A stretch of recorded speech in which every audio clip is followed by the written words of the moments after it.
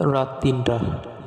শহীদ শরীফ ওসমান হাদী ভাইয়ের কবর জিয়ারত করলেন জনপ্রিয় ইসলামিক স্কলার আব্দুল হাই মোহাম্মদ সাইফুল্লাহ। কবর জিয়ারত করার পরে দোয়া মোনাজাতে এভাবেই অঝরে কান্না করলেন এবং আশেপাশের লোকজন তার সাথে দোয়ায় অংশগ্রহণ করলেন। আসলে শরীফ ওসমান হাদী ভাই উনি বাংলাদেশের আপামর সমস্ত মানুষের হৃদয়ে জায়গা করে নিয়েছেন এবং সমস্ত মানুষের ভালোবাসায় সিক্ত আমাদের শহীদ শরীফ ওসমান হাদী ভাই। এইভাবে আমাদের আলেম ওলামা সহ বাংলাদেশের সমস্ত মানুষ কিন্তু শরীফ ওসমান হাদী ভাইয়ের জন্য দোয়া করেন।